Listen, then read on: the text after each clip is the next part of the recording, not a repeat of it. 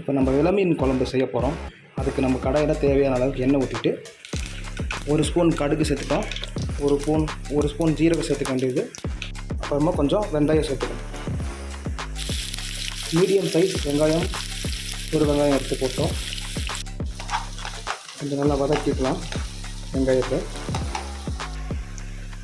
நல்லா வெங்காயம் இந்த அளவுக்கு வதங்கினோடனே தட்டி வச்ச பூண்டை நம்ம சேர்த்துக்க போகிறோம். ஒரு 10 பல் பூண்டை தட்டி இதோட சேர்த்துக்க போகிறோம். இந்த ஸ்டேஜில் கொஞ்சம் கருவேப்பிலை சேர்த்துக்கிறோம். சின்ன சைஸ் பச்சை மிளகாய் 2 சேர்த்துக்கிறோம். சேர்த்துட்டு கொஞ்ச நேரம் நல்லா வதக்கலாம். நல்லா இந்த அளவுக்கு நல்லா வதங்கினதுக்கப்புறம் அரைச்ச 2 மீடியம் சைஸ் தக்காளியை சேர்த்துக்க போகிறோம். சேர்த்துட்டு இன்னும் கொஞ்ச நேரம் கூட நல்லா வதக்கணும்.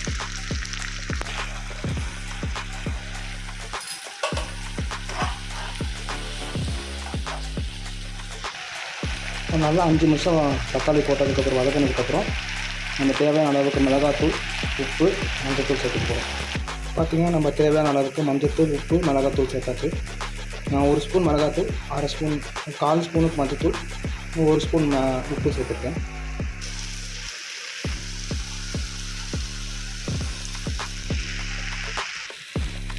நல்லா இந்த மாதிரி எண்ணெய் பிரிகிற அளவுக்கு நல்லா வதங்கினதுக்கப்புறம் நம்ம புளி தண்ணி கரைச்சி வச்சுருக்கோம்.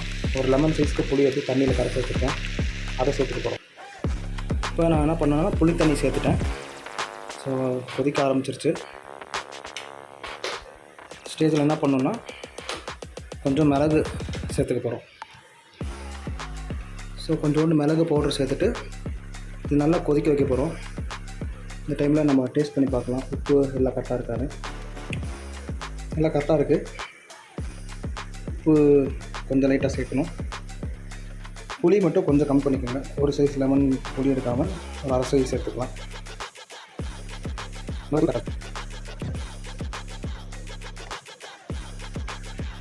நல்லா எண்ணெய் பிரிஞ்சு வருகிற அந்த ஸ்டேஜில் கிண்ணாலும் உங்களுக்கு தெரியும், நல்லா கிரேவி நல்லா திக்காக கிரேவி நல்லா சூப்பராக வரும் எண்ணெய் பிரிஞ்சு.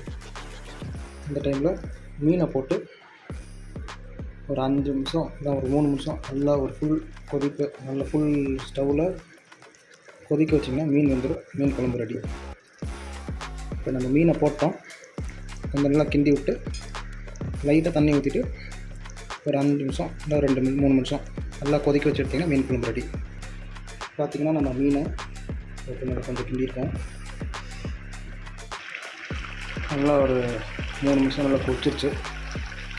இந்த சமயத்தில் நம்ம ஆஃப் பண்ணிவிட்டு சர்வ் பண்ணி சாப்பிட வேண்டியிருக்கோம். டேஸ்டியான மீன் குழம்பு ready. Please subscribe to my channel. Thanks.